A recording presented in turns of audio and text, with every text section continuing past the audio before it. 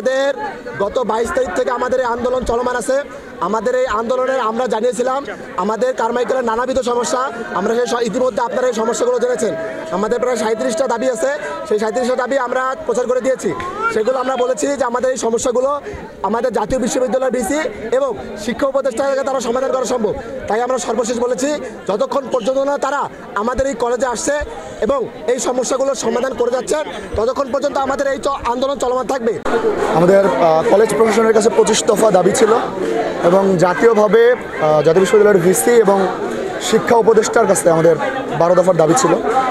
তো এই দাবির প্রেক্ষিতে আজকে আমাদের তৃতীয় দিনের আন্দোলন চলছে। এর মধ্যে কলেজ প্রশাসনের কাছে যে দাবিগুলো ছিল সেই দাবিগুলোর তারা আমাদেরকে একটা ডেডলাইন দিয়েছেন, কিন্তু আমরা আমাদের এই দাবির বাইরে আমাদের যেটি প্রধানতম দাবি ছিল সেটি হচ্ছে জাতীয় বিশ্ববিদ্যালয়ের ভিসি এসে আমাদের সাথে কথা বলবেন এবং এই দাবিগুলো পূরণের তিনি পূর্ণ প্রতিশ্রুতি দিবেন এবং শিক্ষা উপদেষ্টা এসে তার যে আয়ত্তে তার যে জিনিসগুলো সেগুলো তিনি পূর্ণ প্রতিশ্রুতি দিবেন। ইতোপূর্বে আপনারা জানেন কারমাইকেল কলেজ উত্তরাঞ্চলের একটি ঐতিহ্যবাহী শতবর্ষী কলেজ। এই কলেজের যে দুর্দশা সেটা আপনারাও জানেন, আপনারাও সংবাদ মাধ্যমের মাধ্যমে এটি তুলে ধরেছেন অনেকেই। তো এই দুর্দশা কাটিয়ে ওঠার জন্য 24-এর এই গণঅভ্যুত্থানের পরে আমাদের শিক্ষার্থীরা যে আন্দোলন করেছে, এখানে সকল শ্রেণী পেশার মানুষ তারা সবাই তাদের যে সুবিধাগুলো তাদের যে সমস্যাগুলো সেগুলো আদায় করে নিয়েছে। কেবলমাত্র রংপুর অঞ্চলের কলেজ হিসেবে এই ঐতিহ্যবাহী কারমাইকেল কলেজ বৈষম্যের শিকার হয়েছে। সেই জায়গা থেকে আমরা শিক্ষার্থীরা আন্দোলন করে যাচ্ছি।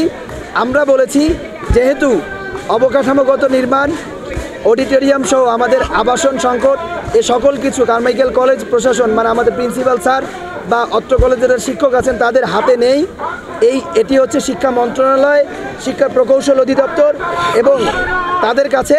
সুতরাং আমাদের দাবি শিক্ষা উপদেষ্টা আমাদের কাছে আসবেন এবং জাতীয় বিশ্ববিদ্যালয়ের ভিসি যেহেতু আমাদের অভিভাবক, আমরা যাচ্ছি উনি আমাদের সাথে এসে দেখা করে আমাদের সাথে কথা বলে তারপর আমরা এই আন্দোলনের কি করব পরবর্তীতে সেই কর্মসূচি ঘোষণা দিব। শত শত হাজার হাজার শিক্ষার্থী দীর্ঘদিন যাবত আমাদের এই দাবিগুলো নিয়ে আন্দোলন করতেছে, তারা দাবিগুলো মেনে নেবে।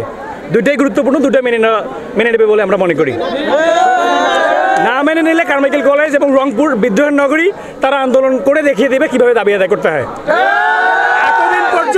এতদিন পর্যন্ত আমাদের যে এখন পর্যন্ত যে প্রতিশ্রুতি সবগুলোই শুধুমাত্র মূলা ঝোলানো প্রতিশ্রুতি, আন্দোলন ভণ্ডুল করার প্রতিশ্রুতি।